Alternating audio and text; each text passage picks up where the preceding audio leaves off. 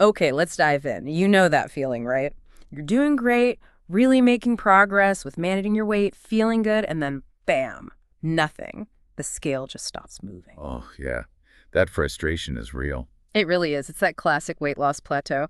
And that's exactly what we're going to unpack for you today. Mhm. We've got some interesting stuff here, insights from Jafopkin Sotkinang Body Key, some really practical tips from the Mayo Clinic on, you know, getting past these points, Yeah, and even some takes from a weight management coach about how they help people break through. good mix of sources. Yeah, so our goal is pretty simple.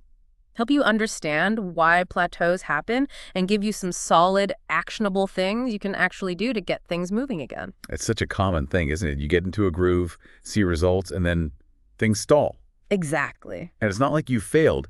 It's more about how incredibly adaptive our bodies are. Understanding how it adapts, well, that's the key. Totally. So, what is actually happening? Like under the hood, when we hit that wall, our sources point to a few things. First off, it seems our metabolism is pretty smart. As we lose weight, our body naturally starts needing fewer calories just to function. Like it becomes more fuel efficient. That's a perfect way to put it. Yeah. And think about it from the body's point of view.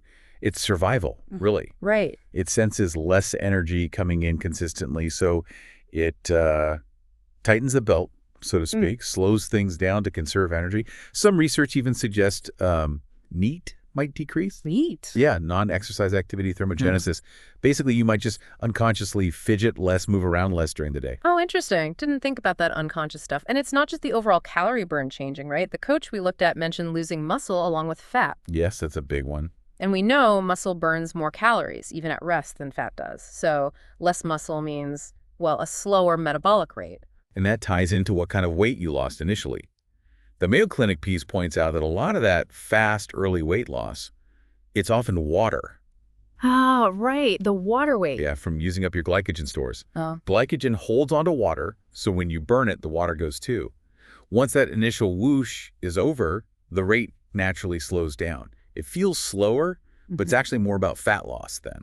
okay. That makes sense. So that initial big drop isn't necessarily the rate we should expect long term. Exactly. Plus, the coach also brought up how our bodies get better, more efficient at the exercises we do regularly. Oh yeah, total adaptation. So the same workout might actually burn fewer calories over time. Precisely. The body's always looking for the easy way out, energy-wise. What felt hard before now takes less effort, less fuel. Which is why, mixing things up, increasing the challenge in your workouts is so important. Okay, so the body adapts, metabolism adjusts, maybe some muscle is lost, workouts get easier. Lots of reasons for a stall. So, let's get to the good part. How do we break through? What do the sources say? A big one, across the board, seems to be looking at calories again. Yeah, that's fundamental. Your calorie needs change as your weight changes. Right.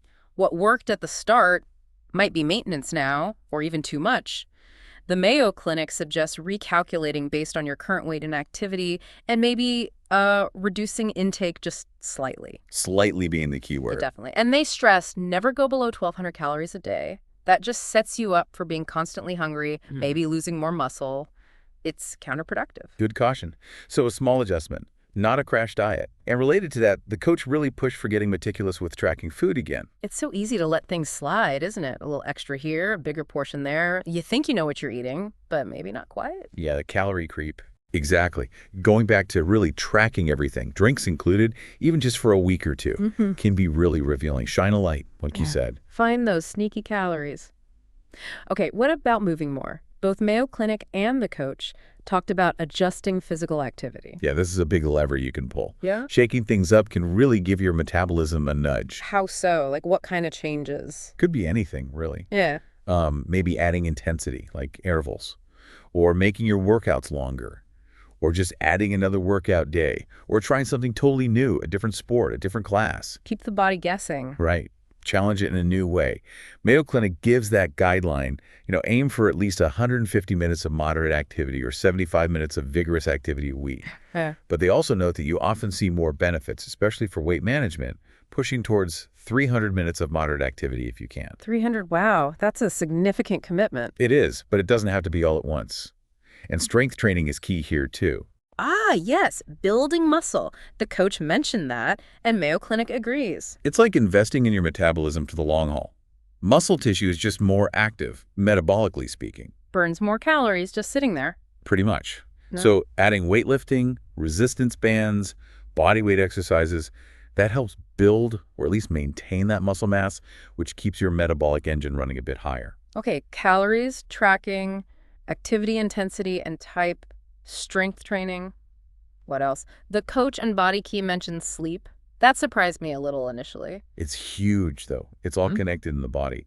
Getting enough quality sleep, usually like 7 to 9 hours for most adults, is vital for hormone balance. Hormones. Yeah, Body Key talks about this. Poor sleep can mess with hormones like ghrelin and leptin, which control hunger and fullness signals. So bad sleep could actually make you hungrier or less satisfied. It certainly can. And it can affect other hormones related to metabolism, too. Wow. Wow. Okay, sleep is officially on the list. And Body Key also brought up stress management. Another big one, chronic stress. It does a number on us. Body Key explains how it can lead to higher cortisol levels. The stress hormone. Right. And high cortisol can trigger cravings, especially for high-fat, high-sugar foods, affect where you store fat, mess with sleep. It's all linked. It really is a web. So finding ways to manage stress meditation, yoga, deep breathing, hobbies, whatever works for you, is actually part of effective weight management. Okay, this is getting comprehensive. What about the food itself? Beyond just calories, macros. Yeah, the coach suggested taking a look at your macronutrient balance more. Protein, carbs, fats, maybe tweaking it slightly. Like increasing protein. That's often the suggestion, yeah. Protein tends to be more satiating, meaning it helps you feel fuller for longer. Which helps if you're trying to slightly reduce calories. Exactly. Plus, getting enough protein is important for hanging on to that muscle mass you're working to build or maintain, especially when you're active and in a calorie deficit. Good point. And something simple but maybe overlooked, hydration? Oh, absolutely. The coach reminded us about that. Water is essential for, well, pretty much everything, including metabolism and helping your body utilize fat for energy. So drink up. Simple, but effective. Even being mildly dehydrated can potentially slow things down a bit. Okay, this is a lot of practical stuff, but there's one more thing all the sources seem to agree on. Patience. Yes, so important. Plateaus are normal. They happen. It's part of the process. It doesn't mean you failed or your plan isn't working anymore. Not at all. Giving up is the worst thing you can do. Consistency with the healthy habits you've built is absolutely key. Think of it like a pause, not a stop sign. A pause. I like that framing. It brings us to the mental side of this, which the coach really focused on. It is discouraging when that scale won't budge. Totally understandable. And that's why looking beyond the scale is so critical during these times. On scale victories. Exactly. How do your clothes fit? Do you feel stronger during workouts? More energy? Sleeping better? Those are real progress markers. Focusing on the positive changes, not just the number. And being kind to yourself. Self-compassion, yeah. The coach stressed this. A plateau is physiology, not a personal failing. Remember how far you've come already. Celebrate that. Right. Acknowledge the journey so far. And that positive mindset Body Key talks about. It really helps. Believing you can push through makes you more likely to stick with the strategies that will get you there. Okay, so let's talk a bit more about Body Key. They seem to offer a pretty integrated system for this. Yeah, what's interesting about their approach is how they bundle everything together. The knowledge, the tools, nutritional products, and importantly, personalized support and community. So it's not just information, it's a whole framework. Right.